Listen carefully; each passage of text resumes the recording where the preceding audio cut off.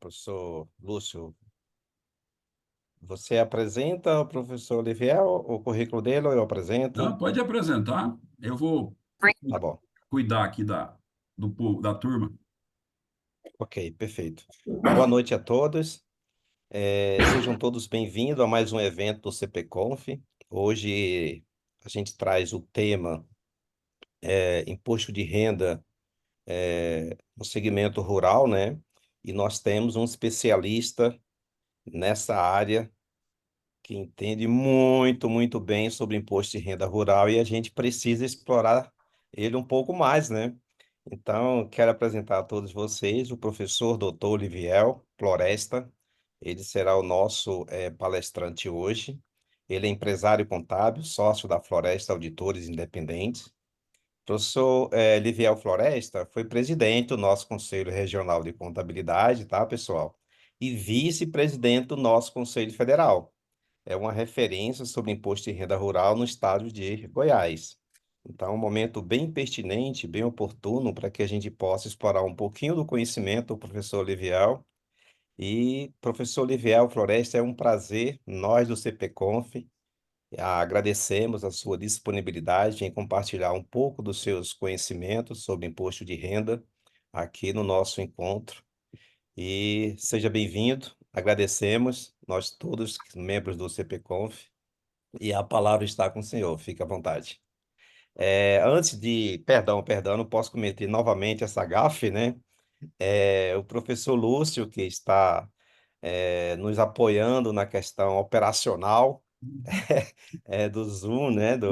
Enfim, o professor Carlos, que está também nos prestigiando nesse momento, e o nosso coordenador geral, né? Que é o professor Exílio, do CPConf, que está também conosco.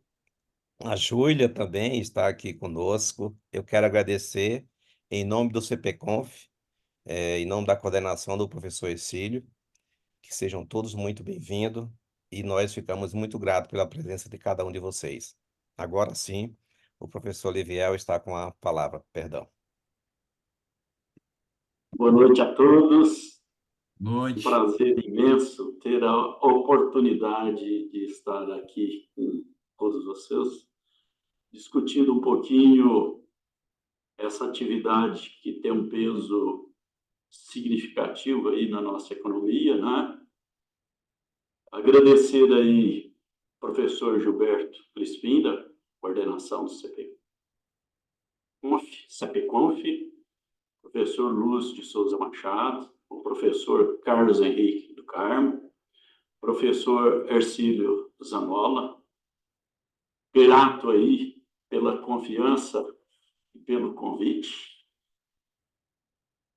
Então, estamos aí para conversar um pouquinho sobre a tributação do imposto de renda na atividade rural e, inicialmente, eu gostaria de colocar alguns números relacionados com o agronegócio no Brasil, a sua representatividade no contexto nacional, bem como no contexto internacional. Essa primeira tela que eu estou colocando aí traz os números do nosso PIB, que ele chega próximo de 10 bilhões de reais. E o PIB do agro é 2,6 praticamente, representando aí 26% do PIB nacional. Então, na sequência, professor Lúcio, passa para o próximo, fazendo a gentileza. A quantidade de produtores rurais no país, onde nós temos 5.378.654. Produtores individuais, 3.828. E jurídicas e outros, 1.550.000.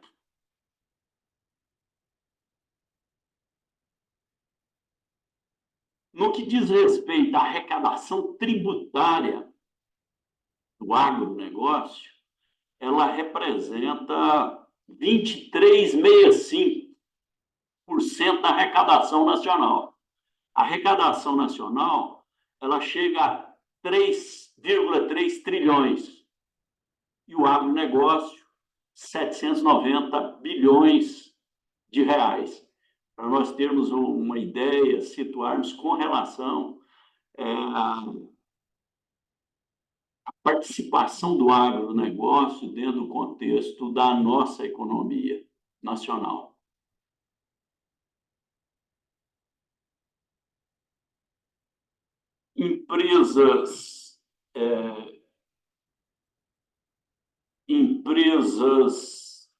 Total de empresas no Brasil, 24.284.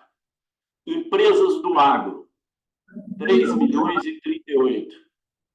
E total de produtores rurais no Brasil, 5.378.654.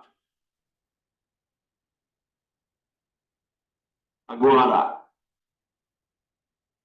a participação do Brasil dentro do contexto da produção de alguns produtos dentro do contexto mundial.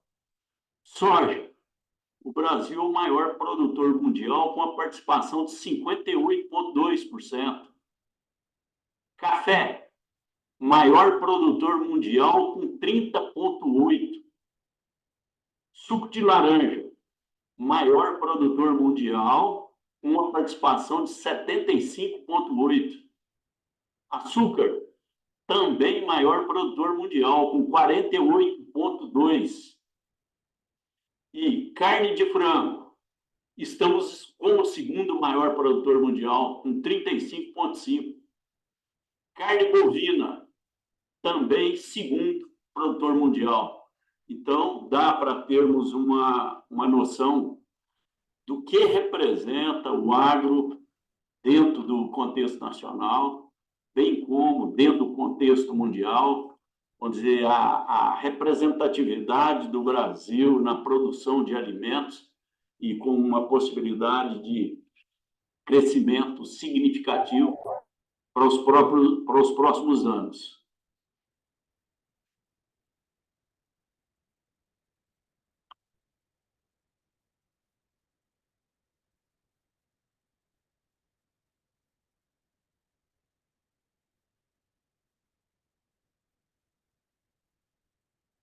Gostaria de colocar o seguinte: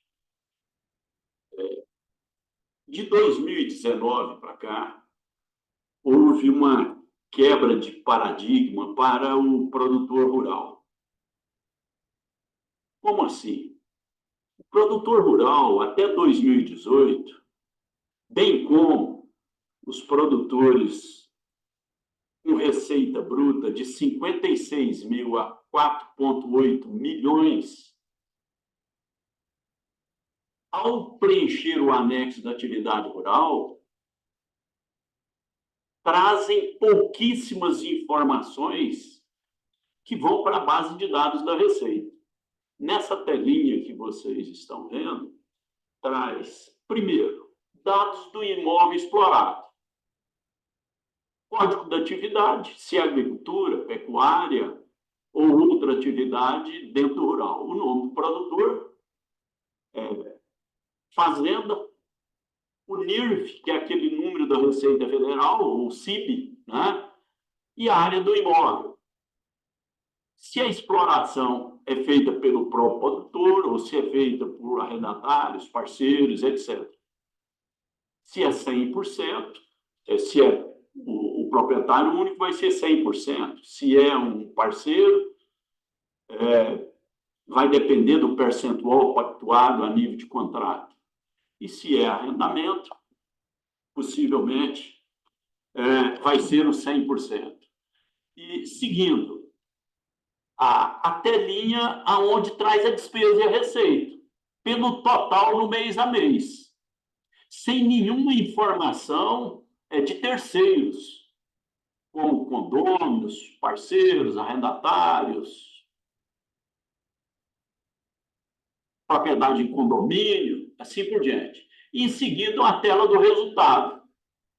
Então, as informações que esses produtores com faturamento de até 56, de 56 mil a 4 milhões e 800, o que informa é exatamente isso aqui. A base de dados da Receita tem pouquíssimas informações desses contribuintes. Com o advento do livro Caixa Digital, o que ocorreu? O produtor tem que informar propriedade por propriedade, com todos aqueles dados informados, parceiros, arrendatários, condôminos, se a propriedade é explorada em regime de comodato, todos os terceiros que transacionam com esse produtor, seja fornecedores de insumos, fornecedor de defensivos, outros fornecedores, os próprios parceiros arrendatários, condôminos e assim por diante, bem como informar a conta bancária onde ele efetua pagamentos e recebimentos. Então, o nível de informação é extremamente gigantesco hoje na base de dados da Receita, sem contar com as informações da nota fiscal eletrônica. E vocês têm acompanhado, através da imprensa, de 2021 para cá, a Receita deflagrou aquela operação Declara Grão, onde começou ali pelo Rio Grande do Sul, Paraná, Santa Catarina, e momento subsequente, São Paulo e Minas Gerais, onde, através do cruzamento dessas informações, desses dados que a Receita tem em banco de dados, ela identifica as inconsistências nas declarações desses produtores e tem feito a intimação e dando um prazo de 60 dias para que eles possam regularizar a situação sem nenhuma penalidade. E informa ainda, não precisa se dirigir à Receita, nem enviar qualquer dado, qualquer informação. O que é necessário para a regularização? Retificar as declarações ou apresentar aqueles que efetivamente estão omissos com relação à declaração do imposto de renda. E isso vem impactando bastante, preocupando de uma certa forma o setor, mas vejo que a medida tem um caráter orientativo e os produtores têm procurado atender o chamado da Receita. Aqueles que, de repente, não têm atendido têm sido autuados, mas têm caminhado dentro de um circuito harmonioso, Receita contribuinte. Então, essa quebra, essa mudança no que diz respeito a esse sistema de informações, tem levado os produtores a terem uma preocupação maior, porque, junto com o livro Caixa Digital, chegou a esse contexto vinculado, o E-Social, onde o produtor tem que oferecer informações vinculadas à sua produção, levar as informações relativamente à folha de pagamento. E eu sempre tenho dito, o imposto de renda, seja do produtor ou seja dos contribuintes em geral, ele é um imposto que ele é acompanhado, ele é monitorado no mês a mês. Por quê? O imposto de renda ele é devido às bases correntes. Ou seja, na medida em que os rendimentos são percebidos, a tributação está na porta. Ou seja, se eu sou assalariado, já vem retido na fonte. Se eu sou um trabalhador autônomo, retido na fonte. Ou, se eu presto serviço para pessoas físicas, eu tenho que fazer o carnê-leão. Então, é devido todo mês. Então, esse acompanhamento é chave para o contribuinte. Há essa exceção com relação ao produtor rural, que ele tem a oportunidade de fazer a prestação de contas ao final do exercício. Próximo, professor. Sim, mais uma. Isso. Então, imposto de renda das pessoas físicas. Constitui rendimentos tributários todo produto do capital do trabalho ou da combinação de ambos. Os alimentos, pensões em dinheiro e ainda os proventos de qualquer natureza, assim também entendidos acréscimos patrimoniais não correspondentes aos rendimentos declarados. Essa leitura que eu fiz é do regulamento do imposto de renda, que foi consolidado em 2018. E vocês perceberam que no meio do texto eu fiz a leitura que é tributável os alimentos. Ocorre que de 2021 para 2022, o STJ entendeu que os alimentos são rendimentos isentos. E a partir daquele momento, inclusive na declaração de 22, vocês têm na ficha rendimentos isentos uma linha específica para os alimentos, que efetivamente são isentos do imposto de renda. Próximo, professor. Sim. Rendimentos comuns produzidos por bens e direitos. Os rendimentos comuns produzidos por bens e direitos, cuja propriedade seja em condomínio ou decorra do regime de casamento, são tributados da seguinte forma. Na propriedade em condomínio, inclusive no caso de união estável, com estipulação contratual entre os companheiros, a tributação é proporcional à participação de cada condômino. Na propriedade em comunhão decorrente da sociedade conjugal, inclusive no caso de contribuinte separado de fato ou união estável, sem estipulação contratual entre os companheiros, a tributação em nome de cada cônjuge incide sobre 50% do total dos rendimentos comuns. Destaca-se que o contribuinte pode compensar 50% do imposto pago ou retido na fonte sobre esses rendimentos, independente de qual dos cônjuges tenha sofrido a retenção ou efetuado o recolhimento. No caso desse último parágrafo, os rendimentos são opcionalmente tributados em nome de um dos cônjuges. Então, podemos perceber que a regra obrigatória é a tributação de 50% para cada um. Entretanto, pode ser declarado 100% na declaração da cabeça do casal. Por exemplo, o contribuinte tem rendimentos de aluguel. Aluga esse imóvel para uma pessoa jurídica. A pessoa jurídica faz a retenção na fonte. Em princípio, 50% para cada um. A pergunta: e o fonte? O contrato está no nome de um dos cônjuges. Isso vai dar problema. Até um tempo atrás, essas declarações acabavam caindo na malha.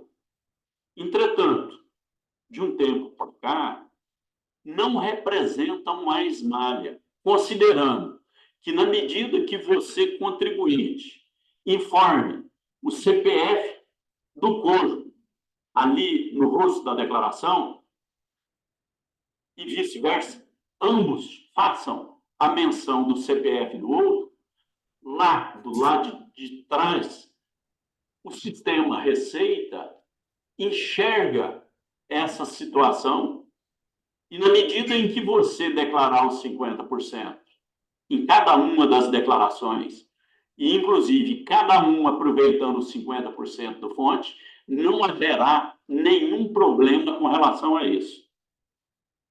Isso vale para o tema específico que estamos tratando aqui hoje, que é o caso do produtor rural.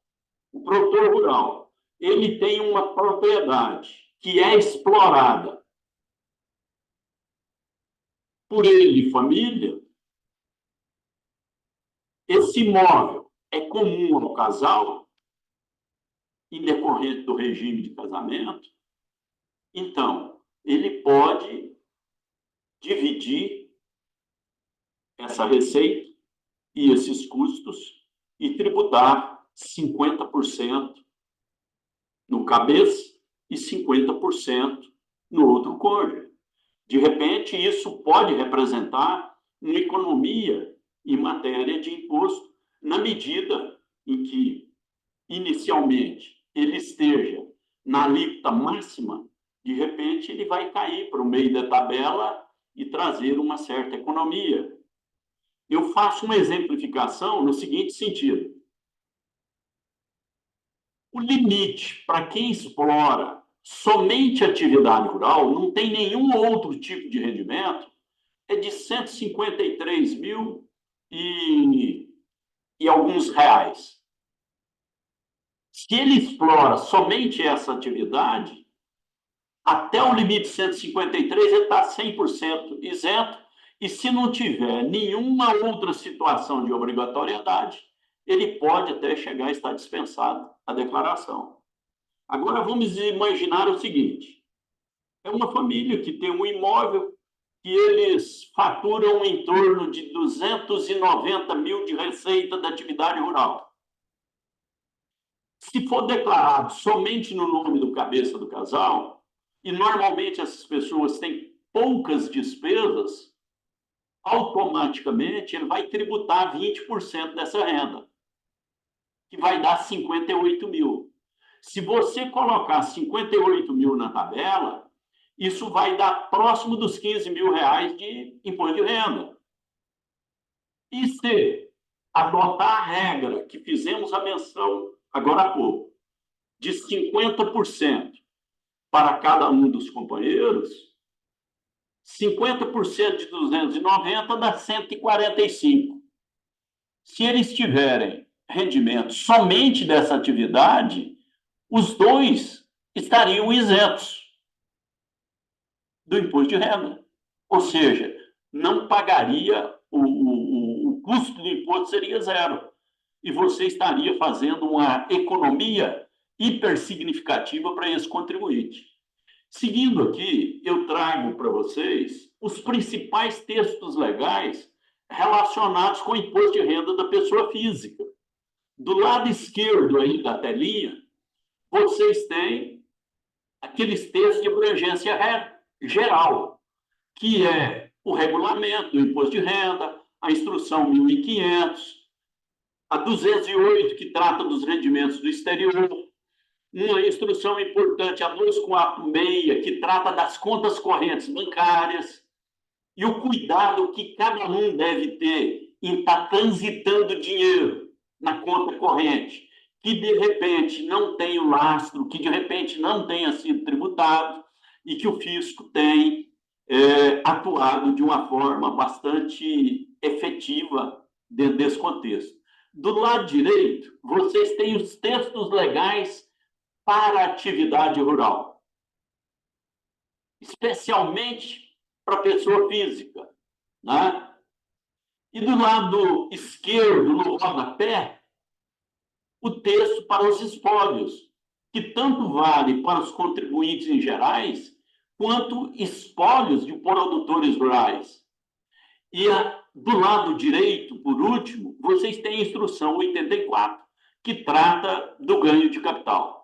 Na próxima tela, vocês têm mais 2 ou 3 textos complementares, e eu faço a menção somente do último texto, que é a Lei 9393, e aí, de repente, você faz a seguinte pergunta. Viel, mas Lei 9393, a sua ementa está dizendo de ITR, por que você está colocando aqui? Nós estamos tratando de imposto de renda, meu amigo.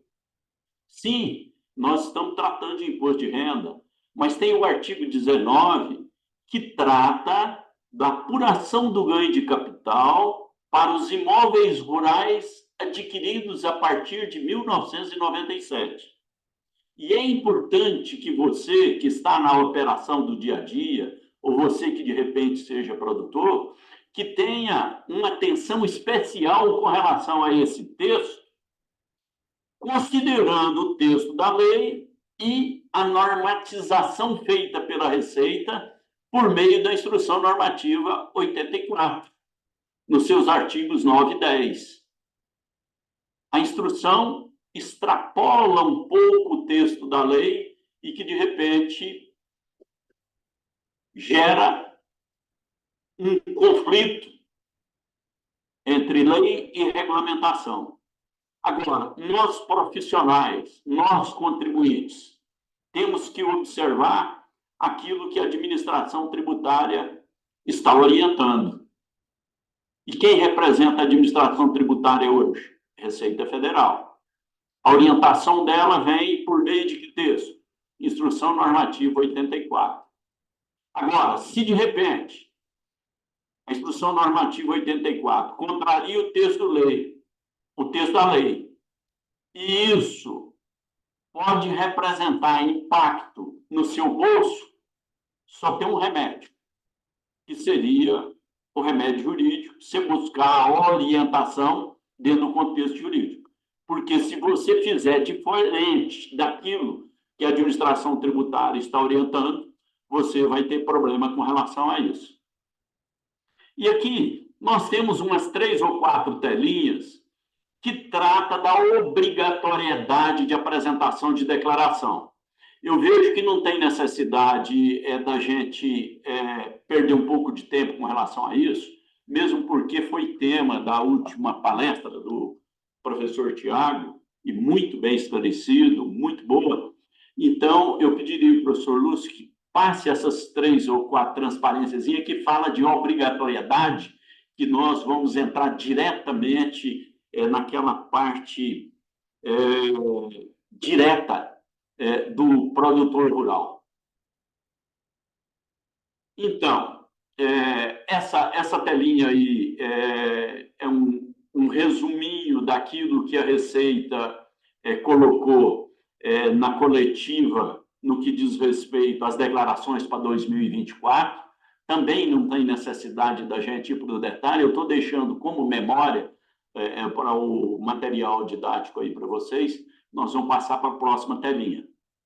Então, quando você abre a sua declaração, o seu PGD lá do Imposto de Renda da Pessoa Física, de cara, na medida que abre, o sistema vem na telinha o seguinte: o que você deseja fazer? Aí do lado esquerdo você tem 3 ícones: declaração de ajuste anual, declaração final de espólio ou de saída definitiva do país. Então, dentro desse alinhamento, vamos dizer, declaração de ajuste anual, vão estar aí todos os declarantes produtores rurais. Declaração de espólio, pode ter produtor rural também, que na declaração de espólio você vai ter que trabalhar essa legislação do produtor e prestar conta para a Receita. Declaração de saída definitiva do país. Pode haver uma situação específica do produtor rural, também que está saindo e que ele vai fazer uma prestação de contas de tudo aquilo que ele teve de rendimentos até a data em que ele está efetivando a sua saída do país. Podemos ir para o próximo, professor Lúcio? Sim, vamos adentrarmos aqui a atividade rural em si. Necessariamente, aqueles que estão atuando dentro do contexto da atividade rural, vão dizer, seja falando sobre receita ou sobre despesa, sobre custeio, sobre investimento, temos que mirar na estrutura de conceito. Vamos dizer, qual o conceito de atividade rural? Vamos dizer, o que é atividade rural? Agricultura, pecuária, exploração vegetal, exploração de atividades zootécnicas. E aí, vocês vão ter mais 2 ou 3 telinhas detalhando tudo aquilo que o legislador considera como atividade rural. Então, vamos adiante um pouquinho mais, passar essas 3 telinhas, professor Lúcio. Agora, importante essa tela. Não se considera atividade rural, ou seja, não está dentro do conceito de atividade rural. O quê? A comercialização de produtos rurais por terceiros, a compra e venda de rebanho com permanência em poder do contribuinte em prazo inferior a 52 dias, quando em confinamento, ou 138 dias nos demais casos. Acontece com uma grande frequência aí no dia a dia, e os profissionais da contabilidade encarregados aí das declarações depara com a situação do cidadão que chega, ele compra os bovinos hoje, vende amanhã, compra amanhã, vende depois, e assim entra mês, ano, e ele não atende aquilo que a legislação tributária estabelece dentro do conceito da atividade rural. Ou seja, essa pessoa não é considerada produtor rural. E, de repente, chega aí na empresa de contabilidade e solicita que seja feita uma declaração de produtor rural. Na verdade, esse contribuinte é um equiparado à pessoa jurídica pela prática da mercancia com habitualidade. Ele é um comerciante de bovinos, ou seja, ele compra e vende bovinos no seu dia a dia. A sua atividade é essa. Esse item 4 aí, a receita proveniente do aluguel ou arrendamento de máquinas, equipamentos agrícolas e pastagens e prestação de serviço em geral, inclusive transporte, feita por um produtor que tem máquinas, equipamentos, etc., e que está fazendo isso para terceiro. O fisco não considera isso como atividade rural. E outra coisa, essas máquinas e equipamentos, na medida em que ele fez a aquisição, ele lançou diretamente na atividade rural. Então, é para o desenvolvimento das atividades rurais. E se ele presta um serviço, e se tem habitualidade nessa prestação de serviço, por esse tipo de serviço, ele pode ser equiparado também à pessoa jurídica e ter um problema sério com relação a isso. Então, hoje, os grandes produtores têm resolvido essa situação e têm constituído pessoas jurídicas na medida em que eles desenvolvem atividade de prestação de serviço, ou de fretes, ou de serviços de máquinas. É necessário nós, que estamos atuando dentro do contexto da atividade rural, termos uma atenção muito especial com relação a isso, porque quando a gente colocou inicialmente naquela primeira telinha, a questão é conceitual, no que diz respeito à receita, despesa, o custeio e assim por diante. Essa busca da caracterização, se é atividade rural ou não é atividade rural. Se não é atividade rural, vai ter que ser tributado de acordo com aquela atividade desenvolvida por aquele contribuinte. Podemos passar para a próxima, professor. Forma de exploração. Então, atividade rural. Eu exploro como pessoa física, como pessoa jurídica ou equipamento. Hoje tem acontecido com uma certa frequência essa pejotização dentro do contexto da atividade rural, onde, por questões sucessórias, por planejamento sucessório, o pessoal tem constituído holdings, assim por diante. E aí é onde precisa ter um cuidado todo especial na seguinte direção: que o produtor rural acostumou, e a grande maioria do produtor rural, ele explora a atividade da pessoa física. Na medida em que ele constitui uma pessoa jurídica, ele entrega aquele bem para a pessoa jurídica e o bem não é dele mais. E muitas das vezes tem tido a orientação para celebrar um contrato de comodato, que seria um empréstimo gratuito para a pessoa física. Entretanto, aquele bem não pertence a ele a mais, ele pertence a uma outra pessoa jurídica e tem que ser avaliado com muito pé no chão o propósito negocial dessa pessoa jurídica, vamos dizer, os motivantes para os quais ela foi criada.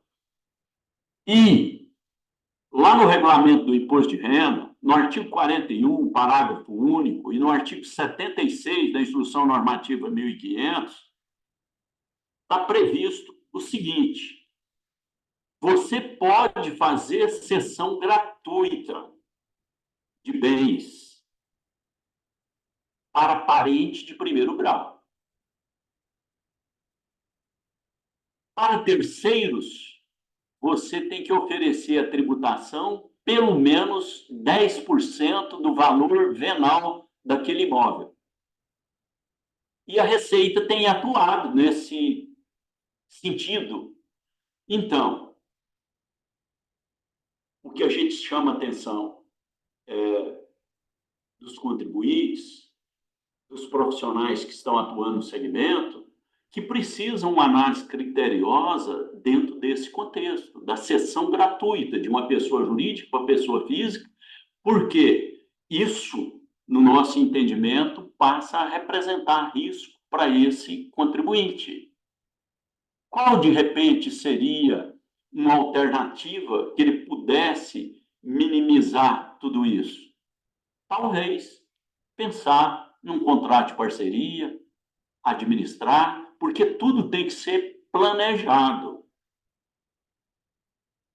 E esse planejamento não tem uma receita pronta. É melhor física, melhor jurídica? Sempre nós vamos estar respondendo, depende. Aí você vai dizer o seguinte, depende de quê? Do cenário vinculado à exploração daquele produtor.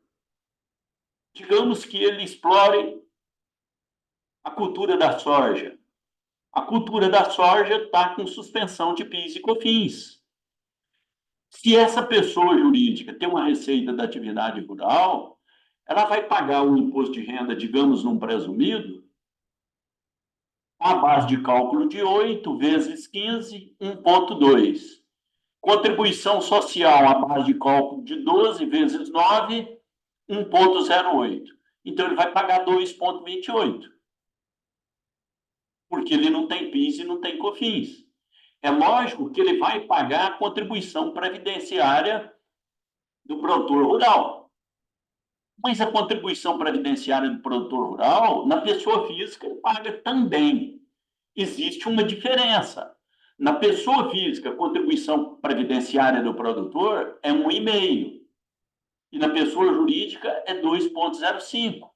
Então, ele vai colocar essa diferença de tributação do fundo rural na soma do imposto de renda e da contribuição e vai ter condição de fazer um comparativo entre aquilo que ele pagaria na pessoa física. E como eu coloquei para vocês, e faz parte dessa operação Declara Grão, esses contratos agrários, a parceria, o arrendamento, o condomínio, esse comodato, que é cessão gratuita. Então, assim sendo, requer uma atenção especial de todos nós. Parceria. Vamos dizer, o que é a parceria? Vamos dizer, o dono da terra entrega um imóvel a um terceiro que quer fazer a exploração mediante certas condições para exploração da atividade rural. Agora, com um detalhe, na penúltima linha, que está o X do contrato de parceria rural, mediante partilha de riscos do caso fortuito e da força maior do empreendimento rural e dos frutos, produtos ou lucros havidos na proporção que estipulam.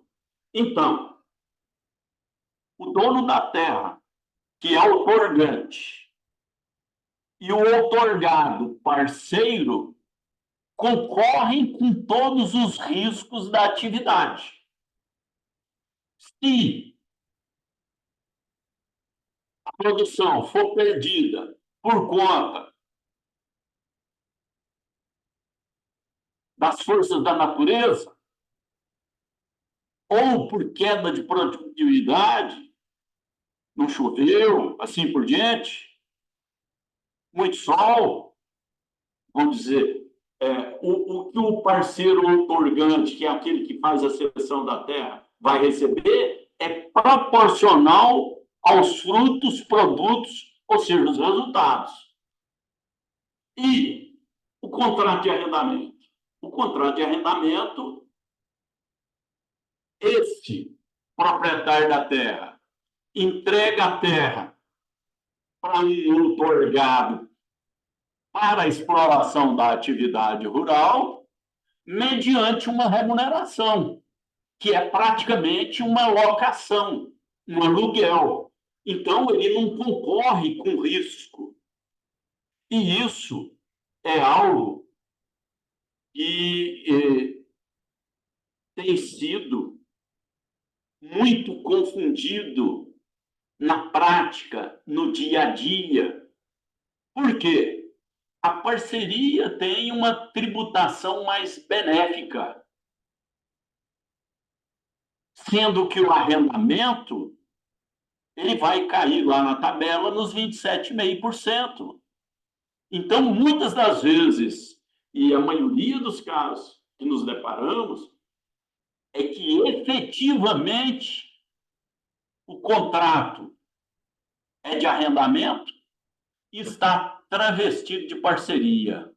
Só que tem um detalhe: esses contratos, todos os aspectos formais e da operação do próprio contrato, tem que estar em plena sintonia com os dispositivos do Estatuto da Terra, aonde ele estabelece as regras básicas para cada um dos tipos de contrato. E se, de repente, esse contrato não atender aquilo que dispõe o Estatuto da Terra, vai ter problema. E a maioria das vezes, você depara com os contratos da parceria e que efetivamente é um contrato de arrendamento. E aí é onde o contribuinte acaba pagando um preço muito caro com relação a isso. E, de repente, corre o risco de ficar caracterizado como fraude, que isso agrava a situação. Vamos dizer, se ele for autuado em circunstâncias normais, a multa mínima é 75%. Se ele for considerado essa operação como fraude ou dolo, a multa varia de 150% a 225%. Então, é extremamente complicado.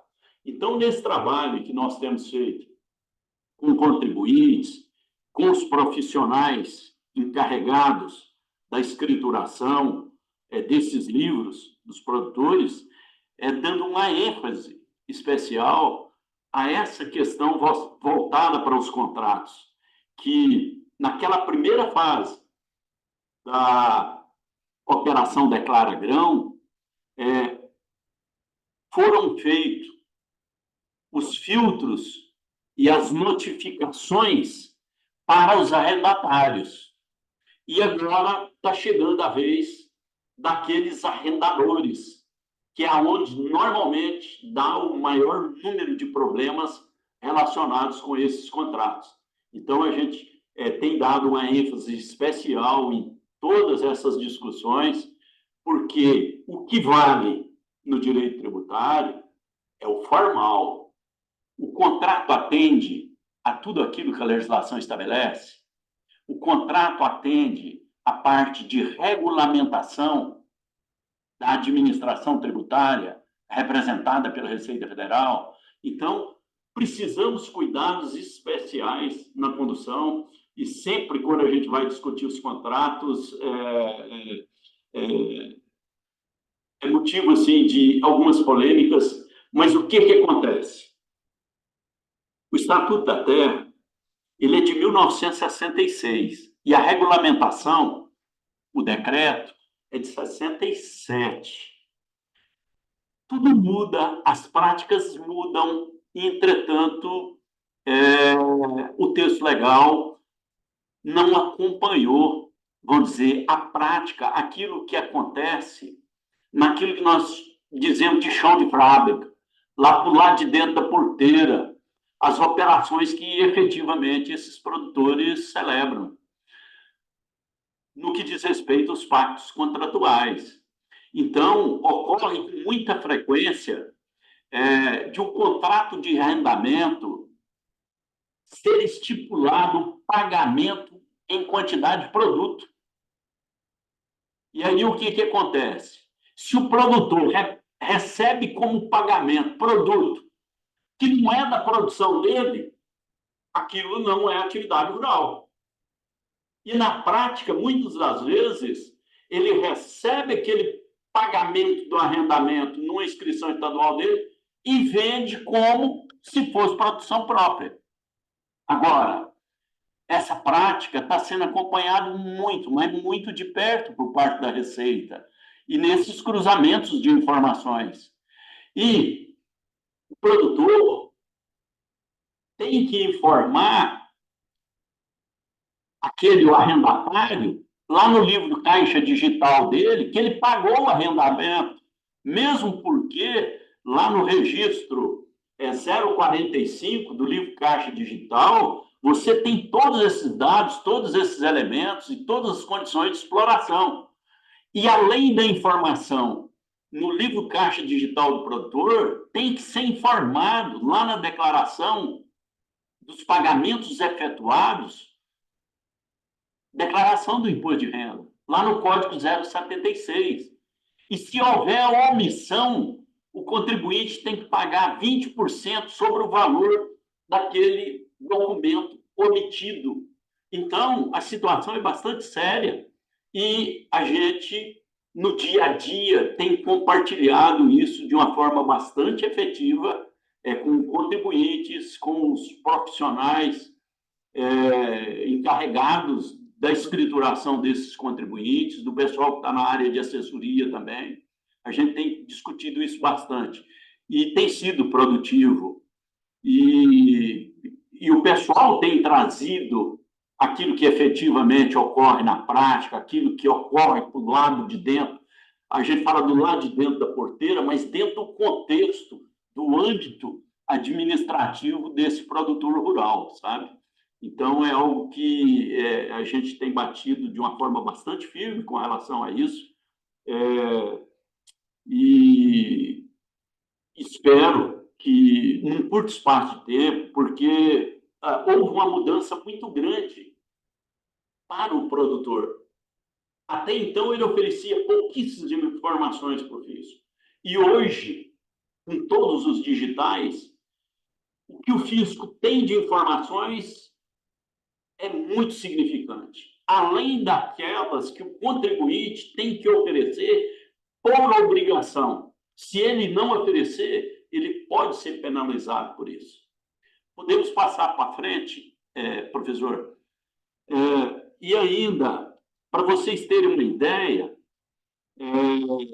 no que diz respeito aos próprios contratos, só fechando o raciocínio, no caso da integração vertical de aves, suínos, bovinos, foi editada uma lei específica para isso, que é um contrato atípico, ou seja, adequando à realidade atual, porque no Estatuto da Terra praticamente você não tinha algo que abraçasse essa atividade, que é uma atividade rural, a integração.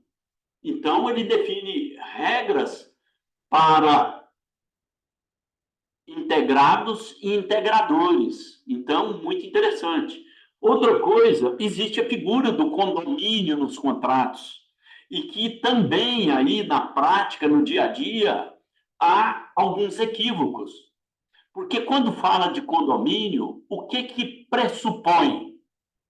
Copropriedade. E, dentro do contexto, na modalidade de condomínio pró-diviso e indiviso. Ou seja, no indivíduo, cada condômino tem uma parte do todo sem demarcar fisicamente a parte de cada um. Agora, no pró-diviso, eles demarcam a parte de cada um, entretanto, mantém a mesma matrícula do imóvel. Agora, aí no dia a dia, o que acontece? Professor Ercílio, professor Gilberto, professor Lúcio, digamos que sejam produtores e têm suas inscrições, têm as suas propriedades, exploram a atividade. Arrendam, juntam os três e arrendam a área que é do professor Carlos Henrique. Arrendamento. Então, a gente tem visto o pessoal dizer que constituiu um condomínio rural. A gente entende um pouco diferente. Primeiro, existe copropriedade. Vou dizer, os três são donos do imóvel de forma conjunta? Não. Então, não cai dentro da característica do condomínio. Caminha mais em que direção? Está parecendo e dá um corpo que seria uma parceria entre os três, na medida em que arrendam a terra. Aí casa direitinho com aquilo que nós temos sintonizado dentro do Estatuto da Terra. Agora, nós temos muitos condomínios constituídos desse jeito aí no Estado. A Cefaz, de repente, concedeu a inscrição estadual. Eles estão fazendo a escrituração do condomínio e rateiam em três e cada um faz o seu livro caixa digital. Mas com o mesmo documento? Sim. Hoje, os documentos você alinham todos eles em PDF.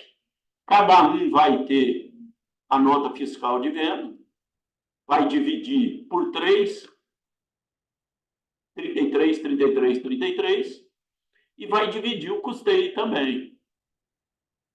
E vai fazer a escrituração lá dentro do livro caixa digital, nessa propriedade que foi arrendada e que tem que ter um registro específico, apartado daquela que é da sua própria propriedade, que ele explora sozinho. Então, é dentro dessa linha de raciocínio. Com relação ao comodato, podemos passar para frente, que é o empréstimo gratuito. O contrato atípico é esse que eu coloquei agora, da integração vertical. Podemos ir adiante. Podemos ir adiante mais um pouquinho. E aí, vamos dizer, essa exploração, de que forma ela vai acontecer? Pela física, pela jurídica ou pela equiparada? Em que condição? Proprietário único, e que pode ser o casal, né? Dividido aí no meio, vai depender da situação e do planejamento que for feito entre contribuinte, assessores, contadores, assim por diante. A exploração na forma de condômino, arrendatário, parceiro. E aí vem essa figura do comodatário, foi que eu coloquei para vocês. Lá no livro caixa digital tem que ser feita a informação desse comodatário também. E a Receita passa a ter informação que está sendo explorado um imóvel e que a cessão dele é gratuita. Vocês perceberam? Então, é nessa linha de raciocínio. Podemos ir adiante mais um pouquinho, professor. Agora, forma de apuração de resultado. São duas. Ou esse produtor rural, pessoa física, apura o resultado, receita menos despesa, que nós podemos dar o título de lucro real, né, dentro do rural, ou a presunção, aplicar 20% sobre o valor da receita e recolher o imposto. 20% sobre o valor da receita significaria quanto de imposto? A alíquota máxima é 27%. 20% de 27,5% vai dar 5,5%. Então, a tributação máxima dele seria 5,5%. Podemos ir adiante, professor?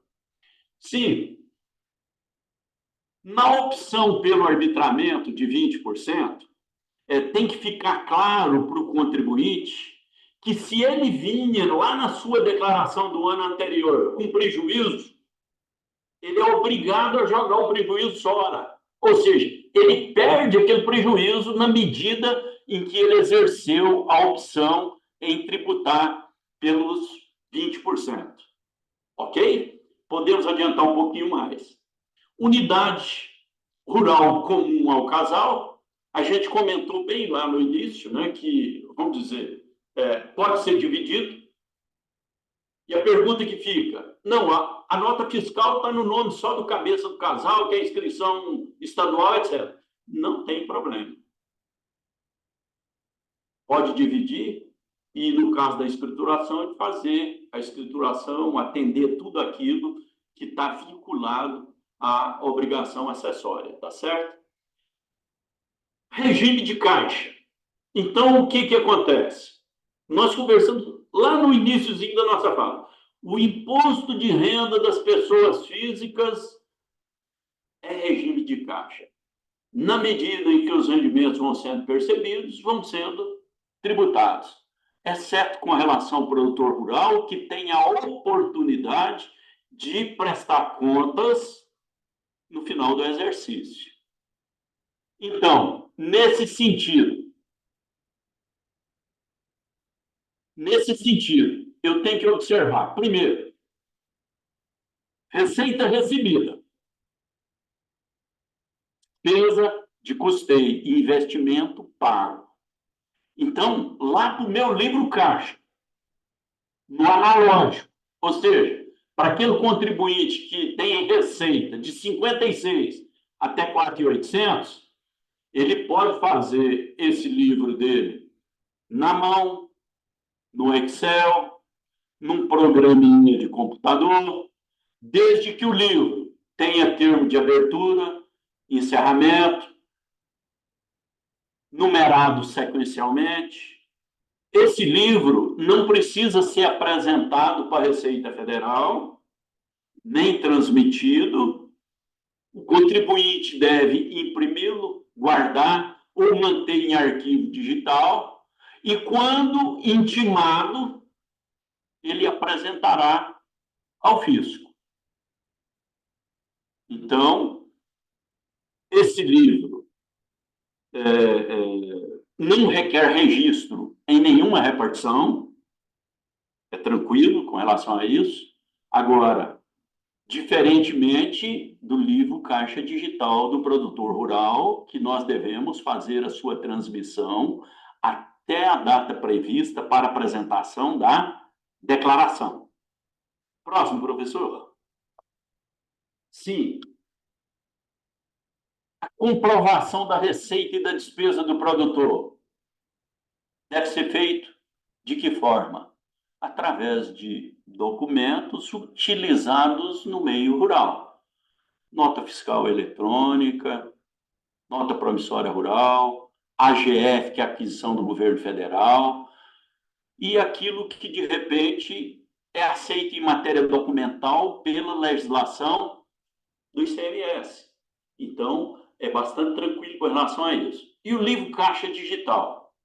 Nós não vamos dar uma trabalhada profunda com relação ao livro Caixa Digital. Entretanto, eu vou passar aqui a estruturazinha do layout dele e nós vamos alinhar algumas operações que eu tenho que escriturar, entretanto, o dinheiro não passa no caixa. E aí tem a orientação do fisco, como nós devemos proceder na medida em que eu tenha operações dessa natureza. Então, todo produtor rural que tenha receita acima de R$ 56 mil, ele tem que escriturar o livro em caixa dele. Esse analógico. Agora, seguindo. Para ele aproveitar prejuízo, somente com a escrituração do livro. O livro é obrigado. A não apresentação do livro pode representar um arbitramento por parte do fisco. Ok? Agora vamos lá no LCPDR. No livro Caixa Digital do Produtor Rural. Isso. Eu acho que é importante a gente trazer aí alguns pontos. Todo mundo já está trabalhando isso aí, mas lá no dia a dia, as dúvidas sempre vão estar aparecendo. Ou seja, o livro Caixa Digital ele foi implementado pela Instrução 1848, complementado pela 1903. Esses dois dispositivos introduziram na Instrução Normativa 83 os artigos 23A e 23B. E estabeleceu que, a partir de 19, o produtor que tenha faturamento acima de 4.800 está obrigado a apresentar esse livro caixa digital do produtor rural dentro do layout que ela determina e fazer a transmissão para a base de dados da Receita, lá dentro da base do ECAC, que é o Centro de Atendimento Virtual da Receita Federal. O arquivo digital deve ser assinado digitalmente. Ele deve ser assinado digitalmente. E, excepcionalmente, para 2019, a Receita levantou um pouquinho a régua. Ou seja, estabeleceu um limite de 7.200. E que em 2020 voltou para um limite de 4.800. Tá certo? E o que estabelece a legislação? Que a escrituração desse livro tem que abranger todas as unidades rurais exploradas pelo contribuinte. Digamos o seguinte, ele tem 3 fazendas. Vai ter que cadastrar lá no livro Caixa Digital as 3 fazendas. E você tem que fazer por cento de custo.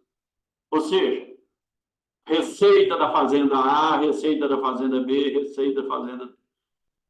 Custeio, fazenda A, fazenda B, fazenda C. Investimento, fazenda A, fazenda B, fazenda C. E assim sucessivamente. Então, é um alinhamento dado pela Receita com relação à escrituração desse livro. E quando ele tem 3 propriedades e, de repente, tem um arrendamento, como nós fizemos a menção, ele tem que inserir aquela propriedade do arrendamento também lá no registro 045 do LCPDR. Mas quanto que ele vai declarar lá no livro Caixa Digital no LCPDR desse arrendamento? O seu quinhão, a sua parcela dentro dessa parceria ou desse condomínio, seja como for ele esteja operando. Não, mas vai ser uma nota fiscal só. Normalmente a CEPAS te dá a inscrição, professor Gilberto e outros. Então aquela nota fiscal é do professor Gilberto e outros em função desse atrelamento ao condomínio.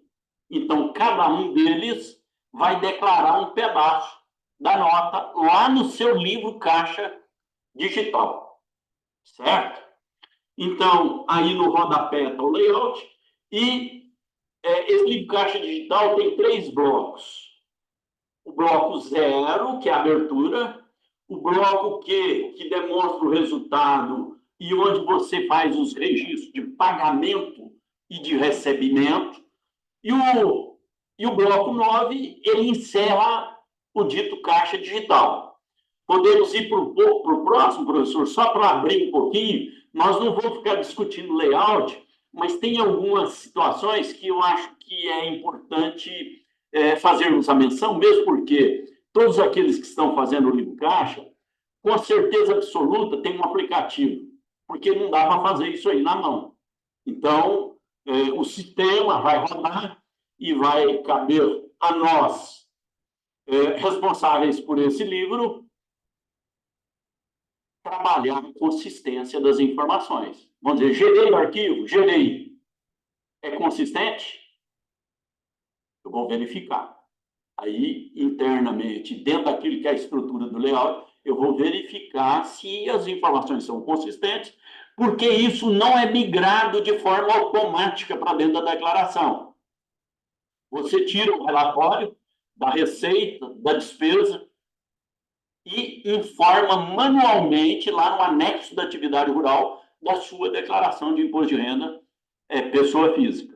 Então, lá no bloco 0, nós temos o 010, que traz parâmetro de tributação. O que seria o parâmetro de tributação?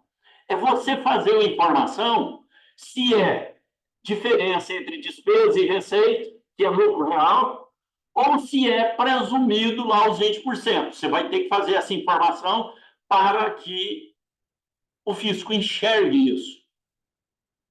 O do 030 vem os dados cadastrais. No 040, cadastro dos imóveis. Imóvel por imóvel, natureza da exploração, uma a uma, ou seja, tipo de exploração, se é condomínio, se é parceiro, se é arrendamento, se é comodato, e com todos os dados, inclusive inscrição estadual desses imóveis, o CAIPF. O CAIPF significa a antiga SEI, que é aquela inscrição previdenciária do produtor, né, que vem numa transição, quando completar as regras contidas na normativa do CAIPF, desaparece a SEI e prevalece o CAIPF. E para cada propriedade rural precisa de um CAIPF, ou seja, daquela inscrição que alinha a parte previdenciária desse produtor rural. E tudo isso, vamos dizer, na medida em que eu for declarar o meu social, vai estar tudo linkado isso, aonde eu tenho que oferecer, inclusive as informações de produção, para verificar se efetivamente o produtor está fazendo o recolhimento dessa contribuição previdenciária, porque ele tem a oportunidade de optar pela folha de pagamento para a contribuição previdenciária ou com base no faturamento. E aí os digitais vão se cruzando aí nessa prestação de contas desse contribuinte, não é isso?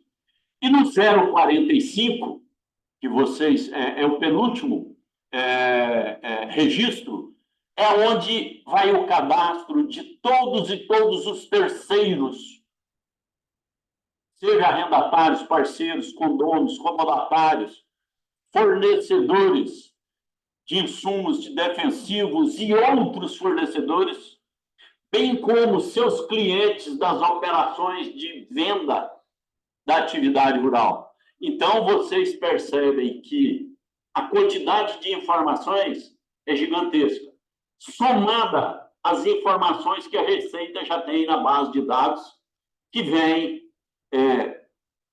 do DOI, lá nos cartórios, que faz todas as operações de compra e venda de imóvel rural, as informações da E-Financeira, que é outra situação, as informações lá do COAF. Então, tudo isso, a Receita tem em mãos dentro do banco de dados. E até pouco tempo atrás, muitas das vezes, o contribuinte trazia para o profissional encarregado dessas declarações parte dos documentos, deixava um pedaço para trás, e isso, hoje, é impraticável. vamos dizer, ele tem tudo na base de dados, sistema de informação. Vocês têm acompanhado, a Receita Federal tem dado uma divulgação bastante significativa para a declaração pré-preenchida. E ali ela está mostrando, ó, eu estou vendo essas informações suas, as operações imobiliárias, ó, o negócio da movimentação financeira sua e etc. Tem vindo muita informação que, de repente, não condiz com a sua efetiva movimentação. Vem sujeira na base. Mas qual é a condição? A Receita Federal te disponibiliza, entretanto, ela estabelece o seguinte: você é o responsável pela utilização dessas informações. Então, o impacto dessa pré-preenchida, ele traz um impacto psicológico muito grande. Ou seja, o contribuinte, ele vai, ó, a Receita está me vendo, a Receita está me enxergando. E isso é verdade. E ele precisa ter cuidado com isso, né? Então, e a gente tem que levar essa informação. E, por último, aqui... Não, tá lá na festa. E, por último, a conta bancária desse produtor. E no bloco Q, que é o penúltimo aí, antes do encerramento, no bloco Q, vocês têm o Q100 e o Q200. O que é esse Q100? O Q100 é o bloco onde você lança a receita com código e lança a despesa. Lança a receita e vincula a conta bancária. Lança a despesa, vincula a conta bancária. E aí, de repente, você levanta a seguinte situação. Eu tive uma operação que não passou pela conta bancária e nem pelo caixa. Mas é receita ou é despesa. Pô, mas como é que faz? A Receita diz que tem que lançar lá para ela a receita e tem que lançar a despesa. Eu tenho que lançar o empréstimo bancário lá no caixa? Não. Por quê? Porque não é receita e não é despesa. Eu tenho que lançar um consórcio que o produtor rural está pagando? Aqui no Livre Caixa Digital, não. Por quê? Não é receita e não é despesa. Agora, eu tenho que lançar em algum lugar? Tem. Lá no anexo da atividade rural. Lá na descrição dos bens da atividade rural. Quando você paga um consórcio, você está fazendo o quê? Você está fazendo um adiantamento para a aquisição de um bem, não é? Então, é nessa perspectiva. Vamos dizer o seguinte, como eu coloquei ainda há pouco para vocês. O produtor rural fez uma permuta de tanto saco de soja por um trator. Ele entrega a soja e a concessionária, ou quem tem o trator, entrega um trator para ele. Primeiro, a entrega da soja é receita? Tem que ir para o livre caixa? Tem. Transacionou de banco? Não. Transacionou no caixa? Não. Mas é receita. E ele determina que você tem que lançar no livre caixa digital do produtor. Que jeito que você vai lançar? Lá no Q100. Você vai lançar a receita da venda da soja na entrega dela. E que código você vai usar? 999, 39. O que quer dizer isso? Numerário em trânsito. Isso foi o mecanismo que a Receita encontrou para administrar o registro dessa receita no livro caixa digital.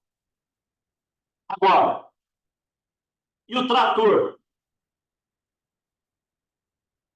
O outro permutante entregou o trator para o produtor. Transitou na conta banco, a contrapartida da despesa? Não. Transitou no caixa? Também não.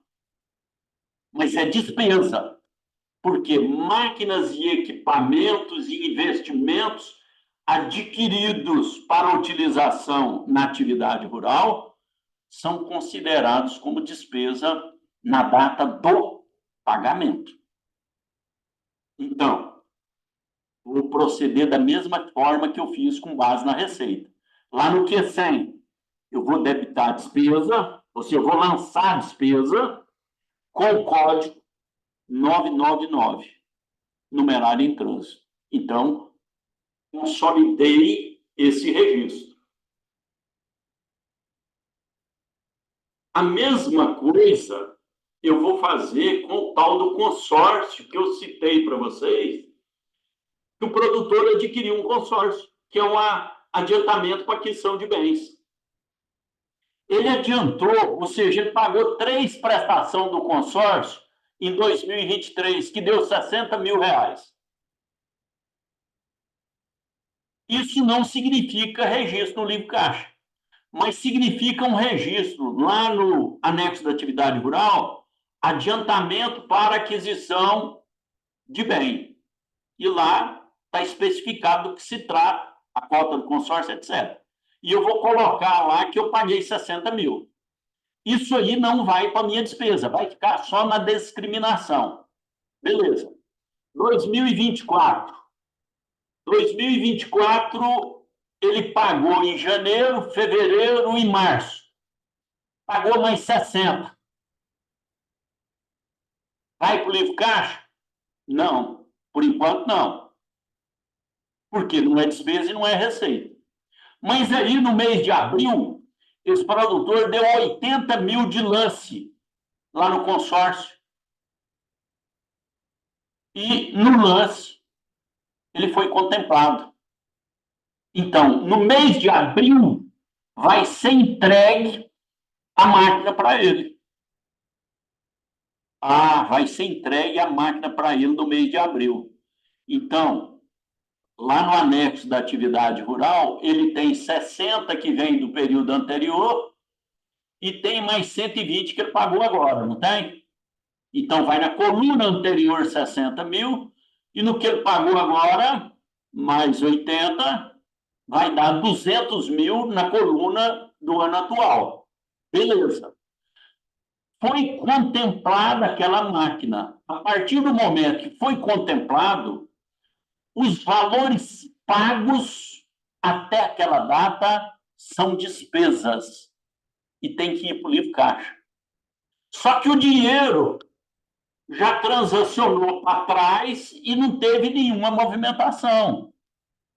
E você tem que lançar na despesa desse produtor rural. Como que você vai lançar no Q100? Debita a despesa lá da máquina e vai colocar que código? 999, numerário em trânsito. Resolveu o problema do consórcio até a data da contemplação e até os valores pagos àquela data. E aí a pergunta que vem é a seguinte: e as prestações que vão ser pagas nos períodos subsequentes? Essa você vai pagar com a conta banco do produtor, não vai? Vai. Então, você vai fazer o registro da despesa em contrapartida, no vínculo da conta bancária. Basicamente, esses dois exemplos que eu gostaria de trazer para vocês de movimentação que não transita pelo caixa os valores nem de despesa nem de receita e que obrigatoriamente você tem que levar para a escrituração do livro caixa digital. Fechado? Excelente. Então, vamos adiantar mais um pouquinho. Receita bruta da atividade rural é constituída pelo montante das vendas dos produtos oriundos da atividade explorada pelo próprio produtor. E a receita bruta desse produtor é o quê? Receita recebida. Vamos dizer, quando ele tira a nota fiscal é emitida pela venda, pela saída do produto.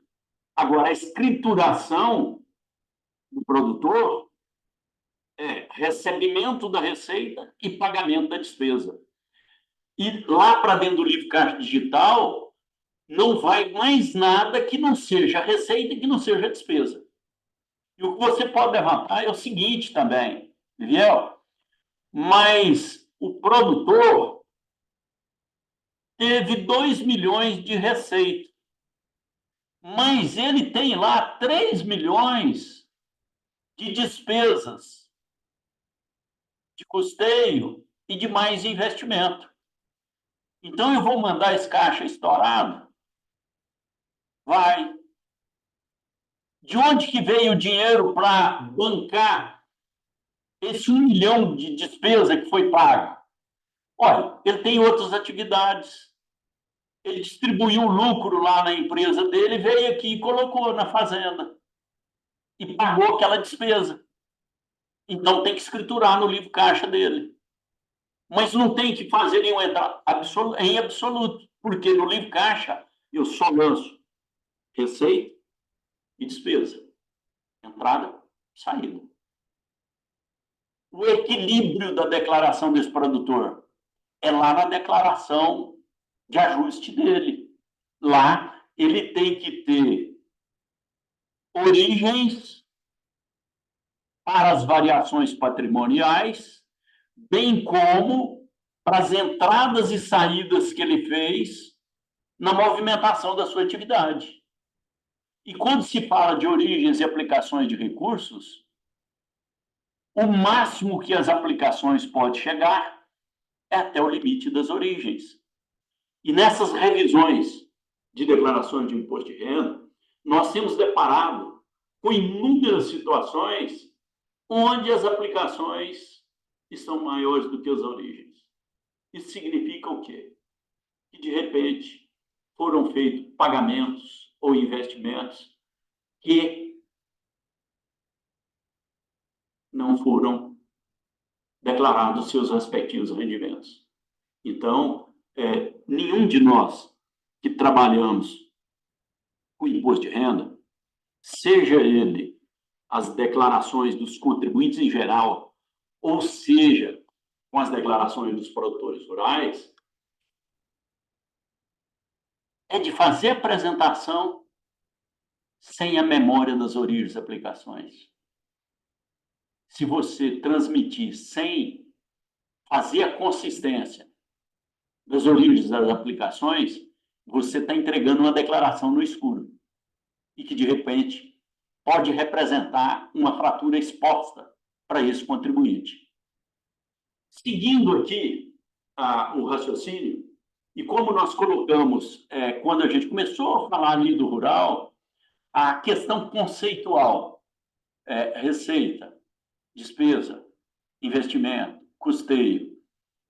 Aqui, o legislador, ele vem e diz, ou estabelece o seguinte: integra também a receita da atividade rural os valores recebidos de órgão público, tais como auxílios, subvenções, subsídios, aquisição do governo federal e as indenizações recebidas do Proagro, que é o seguro, né? Então, ele está dizendo, isso aqui é atividade rural também e você pode, assim, considerá-lo.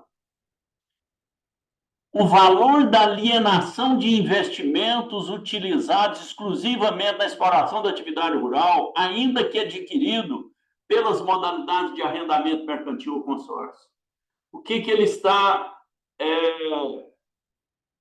nos dizendo? Integram também a receita da atividade rural. Se você vender um trator, se você vender uma coletadeira, se você vender um utilitário, que de repente é um caminhão 3/4, já estão começando a questionar a questão aí das caminhonetes, assim por diante. Mas são utilitários. Então, se você compra uma máquina, um equipamento, uma patrulha agrícola, você lança direto na despesa, aí da pessoa física. Se você usou por um determinado período e faz a venda, é receita da atividade rural, sem problema nenhum. Não tem a figura da apuração de ganho de capital. Valor da entrega de produtos agrícolas pela permuta com outros bens ou pela dação em pagamento, que foi exatamente o exemplo que eu coloquei ainda há pouco para vocês, relacionado da permuta da máquina ou do trator pela soja, né? Então, podemos ir para o próximo. O valor pelo qual o subscritor transfere os bens e direitos utilizados na exploração da atividade rural e os produtos e os animais dela decorrente a título de integralização de capital. Artigo 23 da Lei 9.249. Então, é algo que está em voga hoje. O produtor, visando planejamento sucessório, tem constituído aí as suas holdings, vamos dizer. E quando fala de planejamento sucessório, vamos dizer, é claro que a ferramenta não é a holding. A holding é uma das ferramentas que podem ser utilizadas dentro do planejamento sucessório. Agora, requer uma atenção especial para todos nós que estamos na operação, é que muitas das vezes essas constituições já vêm prontas para você. E como é um assunto, ele é multidisciplinar, onde envolve aspectos societários, aspectos tributários, aspectos sucessórios. Na maioria das vezes, não foram observados criteriosamente questões societárias e tributárias, que é aquilo que é a especialidade de vocês. Então, na medida em que chegam esses trabalhos, precisa de debruçar em cima, porque a partir daquele momento, aquela escrituração vai estar na sua mão. E se, de repente, há uma falha dentro do contexto de Constituição ou do prestação de contas de tributo, porque esses bens, como vocês bem estão vendo aí no texto, artigo 23 da 9.249, o que ele estabelece com relação a isso? Que você, contribuinte, seja os demais ou produtores, poderão integralizar bens ou direitos na sobrescrição de cotas de capital de pessoas jurídicas. E que vocês podem utilizarem os valores de declaração desse contribuinte ou valores de mercado. E se valor de mercado, você tem que fazer o ganho de capital e recolher o tributo. E aí é onde precisa o domínio que nós da área temos no que diz respeito a essa parte do imposto de renda, que é do ganho de capital. Veja bem, esse contribuinte, digamos que é um produtor rural, e quer integralizar uma fazenda, ele pode utilizar valor de declaração ou mercado. Se mercado, você tem que ir lá e verificar se deu ganho. Vamos dizer que esse imóvel desse contribuinte ele foi adquirido em 1969. E vocês sabem que os bens adquiridos de 69 a 88 têm uma redução no ganho de 5% ao ano. 5% ao ano. 20 anos, tem 100% de redução. Então, de cara, ele pode integralizar pelo valor de mercado, que não vai gerar nenhum ganho de capital. Lá na pessoa jurídica, se ele vender esse bem a preço de mercado, não tem ganho.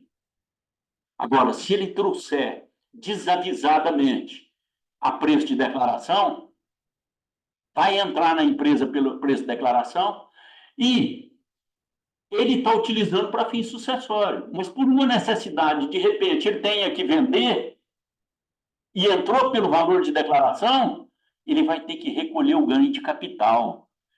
15 de imposto de renda, 9 de contribuição, 25, mais 24, né? Estou fazendo a conta errada, vocês estão vendo? E mais o quê? 10% de adicional. Então, ele acaba pagando 34%. Então, essas situações relacionadas com a pejotização precisa de uma análise criteriosa, prévia, minuciosa, para que, de repente, o contribuinte não saia do espeto e caia na brasa. E que, de repente, eu ou você não estejamos recebendo uma Constituição ou um contexto tributário que está com problemas. Então, eu sempre tenho chamado a atenção do pessoal para esse fato e para essas situações, e que tenham a cautela com mais detalhe, para que, de repente, você não venha ter problemas futuros com aquele cliente, porque a partir daquele momento, essa escrituração está sob a sua total responsabilidade, tá certo? Outra coisa é essa última linha, né, que é as sobras líquidas decorrentes da comercialização de produtos agropecuários apuradas na demonstração do resultado e distribuídas pelas cooperativas de produção aos produtores rurais também compõem a receita da atividade rural. Podemos ir mais adiante um pouquinho, já estamos aí quase finalizando, eu acho que eu excedi um pouco a nossa programação e desde já pedir desculpa aí a coordenação, tá? Podemos passar para o próximo, professor? Isso. No que diz respeito despesa de custeio, quando fala despesa de custeio, investimento, vamos dizer, não tem muito que relacionar. Eu coloquei aí alguns slides para frente, colocando aí os investimentos, uma relação toda, mas não tem necessidade da gente fazer a leitura, porque isso aí é o dia a dia lá do produtor pessoa física. Agora, o que é importante e importantíssimo dentro do contexto? Receita recebida, custeio pago, investimento pago, despesa paga. Comprovado através de quê? Documentação idônea, geralmente utilizada dentro do contexto do segmento. Em especial, dentro do contexto da legislação do ICMS. Por exemplo, parcerias e arrendamentos. Contratos estruturados dentro dos quadrantes do Estatuto da Terra. Não pode ser diferente disso. Podemos ir adiante mais um pouquinho. Prejuízo não compensado pelo decursos. Eu creio que aqui eu devo finalizar, para não estender, tá? É mais ou menos o seguinte. Decursos, falecido, era produtor rural. Tinha lá na sua declaração, digamos, 4 milhões de prejuízo. Abriu-se o inventário, foi feito o arrolamento, lavrada a escritura de inventário e partilha, e dentro desse contexto vai um quinhão para cada um dos herdeiros e para o meeiro de cada um daqueles bens. E ali, no arrolamento, é definido qual é o quinhão de cada um. Digamos que é uma meeira e mais 2 herdeiros. Então, a meeira está levando 50% e os 2 herdeiros 25% cada um. E aí, se todos continuarem a explorar a atividade rural, cada um vai levar para a sua declaração proporcionalmente a parcela do quinhão recebido relativamente ao prejuízo. Vamos dizer que o decurso tinha 4 milhões de prejuízo.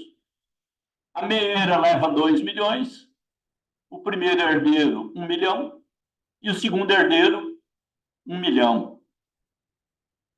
Mas você levanta o seguinte questionamento, Liviel, mas espera aí, como que eu vou levar isso para a declaração lá da meeira e dos herdeiros? Primeiro, lá na declaração final do espólio, na descrição dos bens, você vai especificar aquilo que é bem, que é da atividade rural que está sendo transferido, tem que ser descrito ali que você está transferindo conforme a escritura pública. E você vai colocar o item do prejuízo. Transferência do prejuízo da atividade rural no valor de 4 milhões, sendo 50% para a senhora fulana de tal, CPF, número tal, conforme escritura pública de inventário e partilha. Beleza, isso na declaração do espólio. Você vai para a declaração da meeira e descreve lá, no anexo da atividade rural, prejuízo da atividade rural não compensado pelo decursos, que ora se transfere para o contribuinte, conforme escritura pública de inventário e partilha, no valor de tantos milhões. Você lançou lá as descrições, lá no resultado da atividade rural, tem uma janelinha lá que você informa o prejuízo do período anterior. Você vai alimentar lá e quando você preencher o resultado da atividade rural com as despesas, com as receitas, o sistema de forma automática vai fazendo os cálculos e lá embaixo você vai ter a oportunidade de compensar o prejuízo. Digamos que você diga o seguinte, não, mas a meeira não deu lucro, deu prejuízo de mais 300 mil. Então, ele vai acumular com mais os 2 milhões que vinha e ela vai continuar com 2.300 desde que mantida a escrituração do seu livro caixa digital. Então,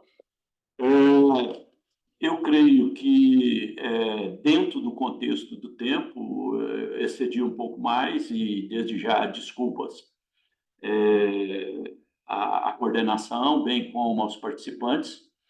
E fica aqui o meu muito obrigado, meu agradecimento pela oportunidade e pelo convite feito aí pelo CPConf, né? E obrigado aí, professores. E a vocês, participantes.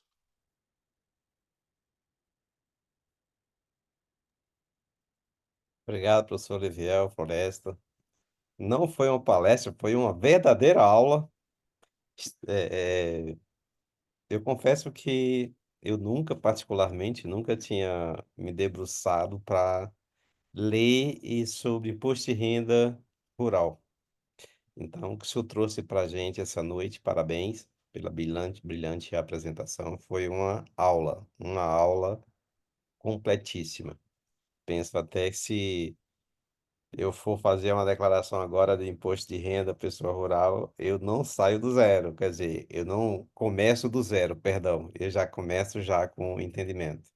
Muito boas as suas explicações, muito pertinente. Aparentemente a gente pensa ser um pouco complexo, né? Mas quando a gente começa a debruçar no que fala a legislação, a gente começa a perceber que tudo tem um porquê da orientação das instruções normativas. Parabéns, professor. Professor Lúcio, fazer algumas palavras. Então, primeiro, agradecer, né, o professor Liviel pela gentileza, pela dedicar um tempo aí para estar aqui conosco, né, e agradecer a todos aí os os participantes, né, por ter vindo e também corroborar, né, a sua fala. E, de fato, o Liviel trouxe para nós aí uma aula, né? Então, ele, inclusive, disponibilizou aí o material. Depois, se o pessoal tiver interesse, né, Liviel? Acho que a gente pode encaminhar em PDF, né? E se tiver alguém que tem alguma pergunta aí, né, professor Gilberto? Então, às vezes a gente pode abrir, né, Liviel, uma ou duas perguntas aí, se alguém tiver aí, quiser participar, Sim, perfeito, Tranquilo. né? pessoal. Está É, aberto ao momento de contribuições, de dúvidas. Como eu disse no início, né, na apresentação do professor Liviel, ele é um especialista na área, há longas décadas, e isso foi mostrado para gente que não conhecia o professor pela belíssima apresentação sobre o assunto. Então, está aberta o microfone, ou quem não quiser se pronunciar pelo microfone, pode escrever no chat das suas dúvidas, contribuições ao professor Eliviel.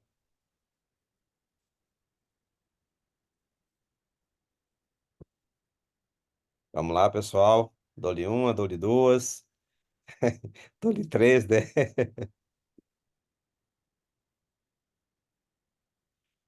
Bom, é, é o que eu esperava, né? Foi bem claro, bem explicado o passo a passo legislativo, como faz na prática, o senhor demonstrou isso perfeitamente bem. E eu gostaria, professor, de ouvir, diante da sua experiência, para os nossos alunos de graduação, para as pessoas que estão atuando no mercado, que o senhor deixasse uma, uma, uma mensagem diante da sua experiência, né? Não é toda hora que a gente tem ao nosso lado o professor Liviel para nos orientar diante de algumas dúvidas que quando a gente começar a debruçar sobre o assunto. Então, utilizando a sua experiência, o que o senhor poderia deixar para a gente, como até mesmo em caráter de estudo, em caráter de se debruçar um pouco, referente. Enfim, eu gostaria de ouvir a sua recomendação, seria esta palavra, né? Para a gente que somos pessoas, professores, estudantes, pesquisadores, curiosos na área de contabilidade, principalmente na parte da imposto de renda à pessoa rural. Não, excelente. Com relação ao imposto de renda, vamos dizer, eu preocupei em colocar nesse material os principais textos legais. Vamos dizer, e eu sempre comento com o pessoal, falo, esses textos legais, vamos dizer, hoje não se utiliza mais com impressão, mas uma pastinha lá no nosso computador, ou então com a listagem, para você ir direto na internet, porque hoje é o ganhar de tempo na pesquisa, né? Porque entramos lá no Google, damos um Ctrl F lá, eu quero buscar lá espólio produtor rural. Vamos dizer, é uma facilidade. Instrução normativa 81 é do espólio. A 83 é do produtor rural. Então, eu caso as duas, eu vou fazer uma declaração de espólio com a maior tranquilidade. Vamos dizer, eu tenho o regulamento, eu tenho a 1500. E as duas instruções específicas. Então, não vai ficar dúvida. E se sobrar dúvida, tem perguntas e respostas que acaba de completar. Então, declaração de renda. Não faça ou não preencha nenhum item com insegurança. Hoje já facilita muito e a Receita estabeleceu esse sistema de malha, aonde ela viu o status da declaração previamente. De repente, se você cai na malha, já estabelece o que é.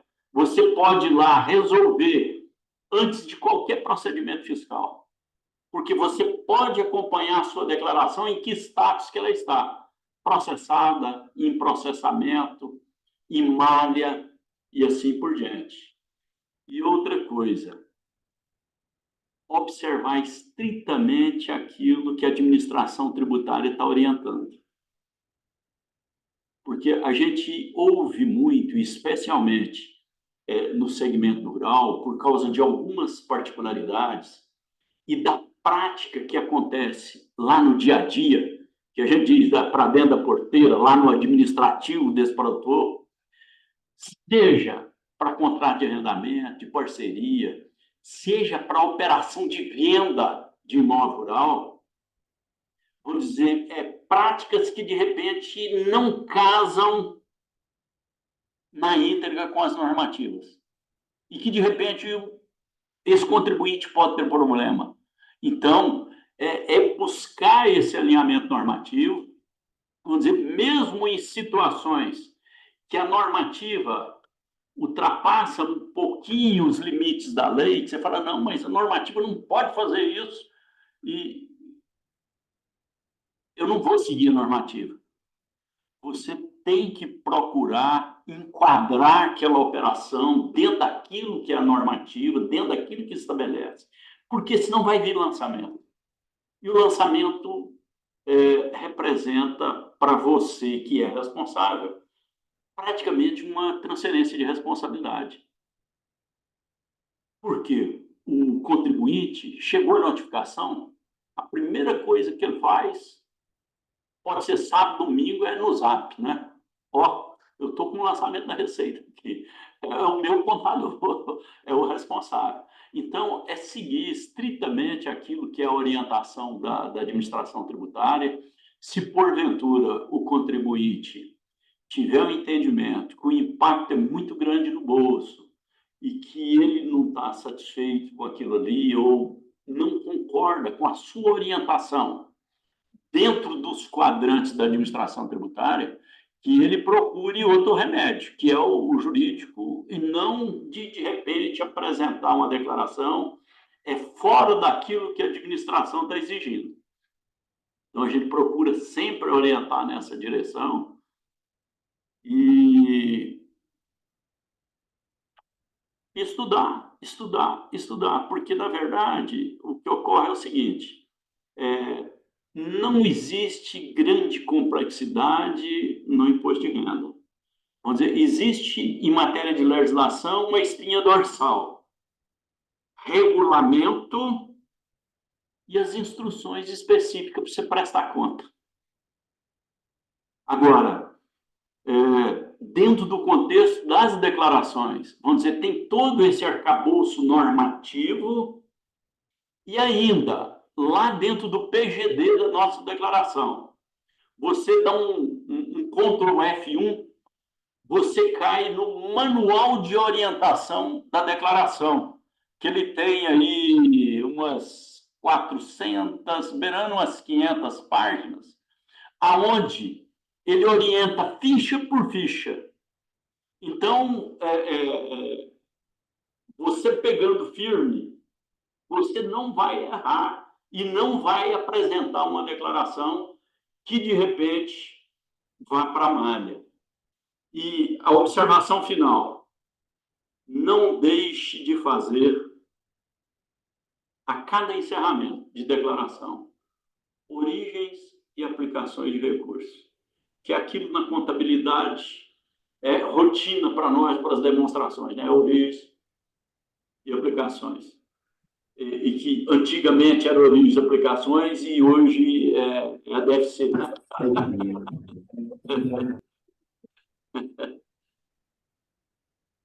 Perfeito, professor Liviel, muito agradecido.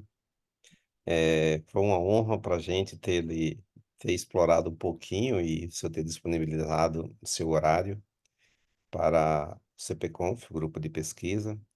E nós agradecemos muito em nome do CPConf, professor Exílio, professor Carlos, o professor Lúcio e todos os membros do CPConf. Então, foi uma verdadeira aula sobre imposto de renda, pessoa na parte rural. E queremos deixar uma porta aberta para explorar um pouco mais em futuros encontros que a gente precisa. né? Então, é, que a gente possa ter novamente o senhor conosco para nos dar novamente falar sobre esse tema tão importante nas atividades da área rural. Professor Lúcio, você quer fazer o fecho? Não, tranquilo, só reforçando, né, agradecer novamente para o senhor Liviel, né, por ter nos dado essa honra de estar aqui conosco. Espero aí que boa parte do pessoal que se inscreveu, né, professor Liviel, como eu até havia dito para o senhor, são alunos, né, mas tem profissionais também aqui, atuantes. Então, certamente, as informações que o senhor nos trouxe aí foi de grande valia para todos, né? Primeiro, para mostrar aos nossos alunos a importância, né, de seguir a legislação, de acompanhar a legislação, primeiro, para atender, para evitar, minimizar risco, e também utilizá-la para obter, né, uma redução da carga tributária, né? E e também, assim, os profissionais para mostrar também o desafio, né, que nós temos no dia a dia de estar acompanhando tudo isso, né, e orientando, né, o contribuinte no melhor caminho, né, porque tem muito modismo, né.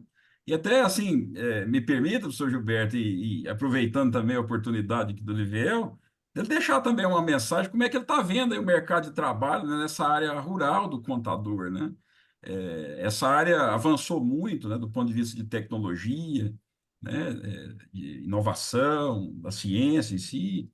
E nós, na contabilidade, o senhor tem visto também um crescimento nessa área, é um bom mercado, os meninos aí, enfim, estão estudando e aperfeiçoando. Só queria que o senhor fizesse essa exposição aí para o pessoal, sobretudo aí os nossos acadêmicos, para a gente encerrar, tá?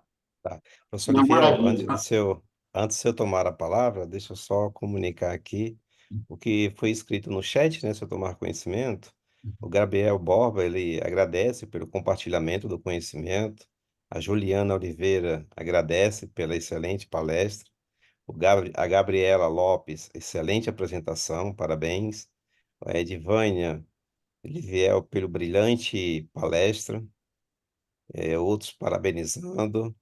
Então, a gente tem um feedback, eu acho que é legal a gente tomar conhecimento desse feedback, né? O quanto a gente traz, compartilha um pouco do nosso conhecimento, e é legal. Então, eu queria registrar isso para o senhor e todos que estão presentes, e agora sim, a palavra eu devolvo ao senhor.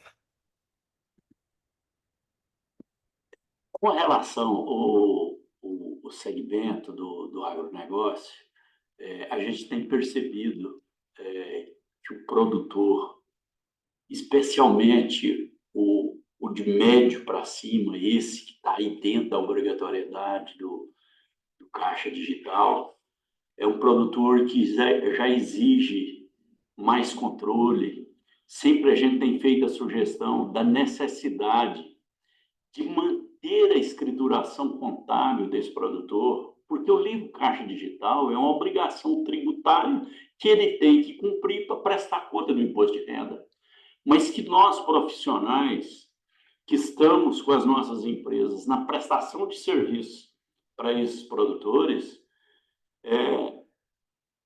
entre fazer o livro caixa digital e preparar a escrituração contábil para esse produtor, dentro daquela perspectiva que a gente colocou, por unidade, ou seja, por estabelecimento, porque de repente ele tem 2, 3 fazendas, 3, 4 tipos de exploração, de fazer uma escrituração dentro de um contexto de centro de custo e que ele possa vir a oferecer informações úteis para que esse produtor possa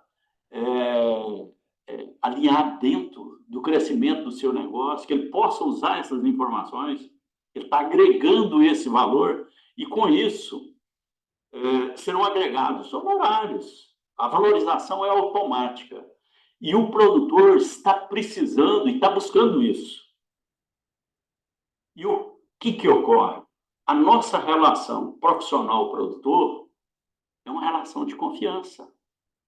Ele não está comprando a escrituração de um livro caixa digital, ele está comprando segurança, porque ele quer segurança naquilo que ele está fazendo, e com o tempo ele adquire a confiança no trabalho. E na medida que eu tenho condição de oferecer informações adicionais para o negócio dele, que é um negócio que continua em crescimento, e pelas expectativas é de que dentro desse, apesar de o negócio estar passando por um período de certa dificuldade, há um espaço gigantesco para crescimento do agro. E a tecnologia chegou no agro, e hoje a gente está vendo, vamos dizer, a utilização de equipamentos de tecnologia, os drones, e o pessoal trabalhando isso de uma forma muito forte. Eles estão buscando exercer a atividade dele de uma forma muito profissionalizada. Então, nós, prestadores de serviço, temos que ter um alinhamento na mesma linha da profissionalização que eles estão buscando e desse crescimento que o mercado está tendo aqui no Brasil e no exterior, né? E nós temos um papel importante, que é somar no sentido de minimizar a carga tributária desses nossos clientes, desses produtores, nessa linha de raciocínio. E aqui eu finalizo agradecendo imensamente a coordenação aí do professor Gilberto Crispim, professor Carlos Henrique do Carmo, professor Ercílio, o professor Lúcio de Souza Machado. Agradeço imensamente a vocês e pela confiança, pelo convite, e me coloco à disposição, que sempre que for necessário, nós estamos aqui a postos. Muito obrigado, então, professor Oliviel. Como não teve mais comentários no chat, podemos encerrar, né, professor Lúcio? Podemos sim. E deixa só, vamos encerrar aqui com as palavras aqui do professor Ercílio, ele já deixou uma mensagem também aqui no chat, parabenizando aí o senhor por compartilhar aí o seu conhecimento aí com todos nós sobre o imposto de renda aí da atividade rural. Deixou aí registro. E fica aqui o nosso registro, nossa gratidão aí, o senhor ter dedicado um tempinho aí, da sua agenda para passar aí para todos nós essa experiência, larga experiência e competência que o senhor tem em imposto de renda. Muito obrigado, Evel, e um grande abraço e até as próximas. E obrigado a É todos pela recíproco. presença, professor Gilberto, muito obrigado por ter ajudado aí, né, na coordenação e a todos pela presença. E acompanhe lá o site do CPConf, né, nós teremos outros eventos aí, e é uma honra tê-los aqui conosco nesses momentos aí para discutir a prática, né, a ciência, né, e a extensão na contabilidade, né, e o ensino também. Muito obrigado a todos e uma excelente noite. Agradeço também a todos, em especial ao professor Oliviel, e em breve